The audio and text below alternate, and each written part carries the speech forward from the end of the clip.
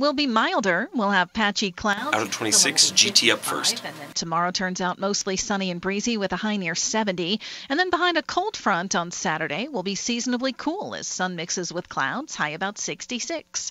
From the Weather Center, I'm meteorologist Heather Zayer.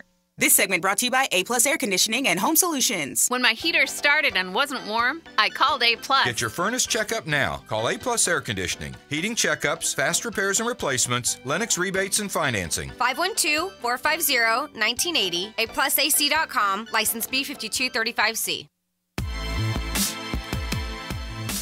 Welcome back, Todd Jeffries and Don Pryor. Hi. Ladies and gentlemen, you have found the Todd and Don Show. Yeah. You can follow us in the world of social media at Don Pryor and at Todd Jeffries. And let's give them some business. You are familiar with the gig economy, right? Sure. So people that, take on little side jobs, maybe Uber, maybe Lyft, maybe some DoorDash, that sort of thing. Contractor type job. But there's a new rise in the elite gig economy. Yeah, the need for highly skilled gig workers is growing across corporate America, with companies seeking more on-demand talent to fill critical workforce gaps.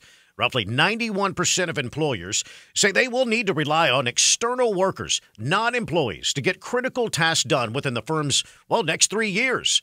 It's a pretty interesting conversation that I've seen online on my LinkedIn page at Todd Jeffries. Jake Schwartz, he's with the Business Talent Group, and he explains, kind of what's happening here. A lot of this is driven by technology and the fact that and it's not just teleconferencing, it's the fact that the way people work is so technology driven, and there's a couple reasons for it. One, obviously flexibility. All the surveys say that more and more people value flexibility above almost anything else in terms of when they're choosing an employer.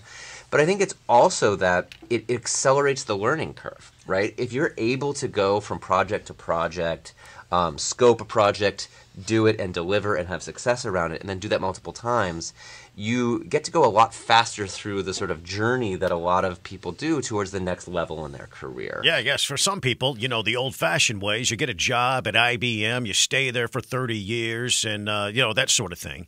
But the idea now is, with the flexibility, you could work at a variety of companies, learn a lot of things really fast, and really progress your career. A lot of it is literally last-minute scheduling that you get these jobs. Yeah. Now, Morgan, here's what her comment is on my LinkedIn page at Todd Jeffries. She says, remote gig work is a dream come true. I'm constantly torn between, I want to know my coworkers, or just trust me to do the job and get paid and then move on with my life. Right. Caroline Field, she is a hiring manager. She says, when you hear the gig economy, workers, Uber drivers, DoorDash, runners, rabbit taskers, that comes to mind. But there's a growing need for highly skilled, on-demand knowledge workers to fill critical workforce gaps across corporate America. I think if you're you're a small tech company here in town and you need a code writer for a couple of weeks because somebody else is going on vacation. Sure. Highly skilled, elite gig workers. Right. That's pretty interesting. Going from place to place, industry to industry, whatever. But it is more of a trend. I think a lot of younger people these days tend to get a little maybe more antsy as well, as far as their idea is not to be in the same career forever.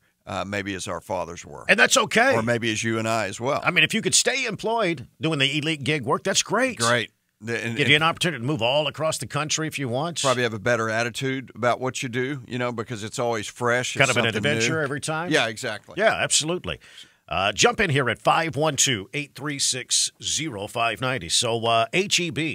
I mean, I made a big, bold prediction not too long ago. And I'm not taking it back. I'm not taking this prediction back. Oh, the barbecue thing? Yeah, HEB will not be known as the best barbecue joint in Texas within a year. Golly, probably the boldest thing that's ever been said on this radio station. That's it right there. Well, listen, they do everything right, don't they? Yes. They pick locations right. Anytime. Their business continues to grow and grow and grow. I mean, they're doing something right. There's nothing but positive associations with HEB. Well, I want to be very clear. It's my HEB. Okay. Just to let you know. I feel the same, just as long as we know that. Check this out, the expansion. HEB is investing $200 million in South Austin. Wow. And adding 1,000 jobs. Yeah, the expansion includes opening 3 previously announced new stores and a major remodel of an existing HEB Plus location. Yeah, HEB planning a major expansion in South Austin, $200 million large.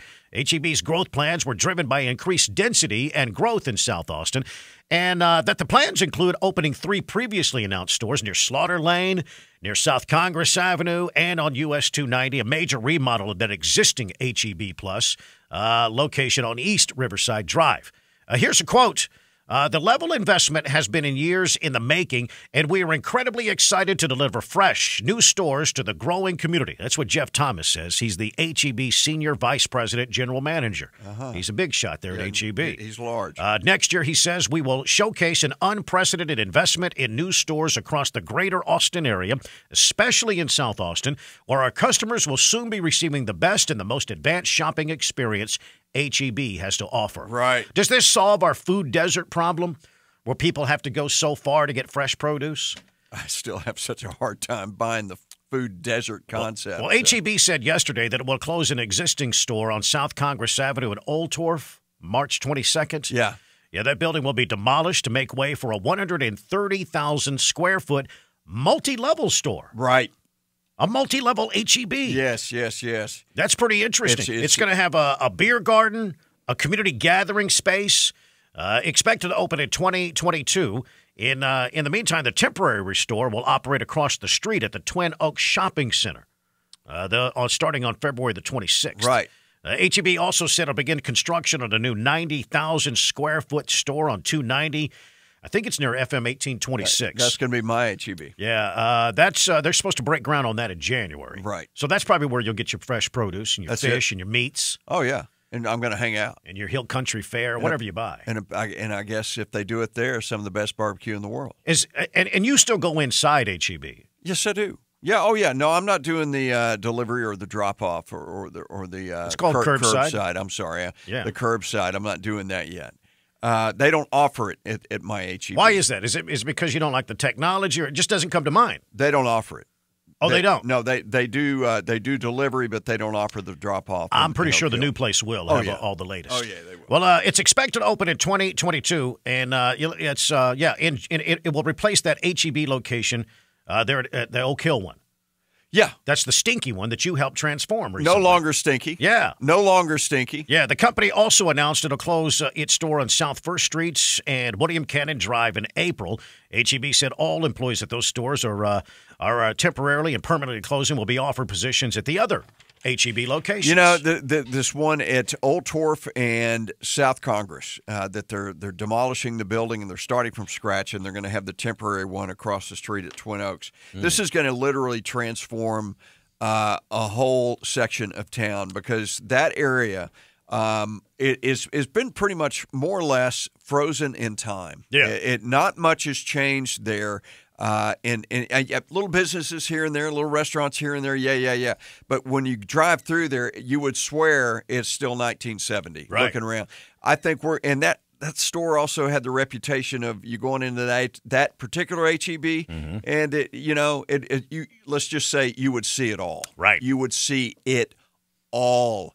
And I think it had a Walmart factor to it? It had a bit of a yes, exactly. You might see an occasional meeting. I got you. I understand. But this is going to transform not only, of course, the store, but I think that whole part of town. Most people think HEB is in the grocery business, but they're not. No.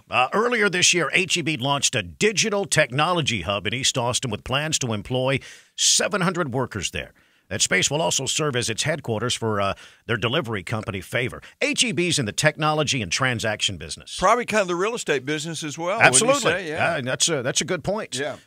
So filling those gaps in some of those areas. High density, high growth, more people living in those areas. So there you go. Thank you, HEB. You can't stop them. You can't stop HEB. Stay close. Coming up after Tech News at 6:35, Rand Paul and his thoughts on the impeachment proceedings. This should be good. And also, we answered the question. We finally get to the bottom of the question. The real question you're thinking about this morning. Is Hillary Clinton a lesbian? The Todd and Don Show. Okay. What? Was that too good of a tease? No. It's just so hard for me to make a transition from that into let's talk about guns. You're a radio professional. I'm going to have to prove it right now.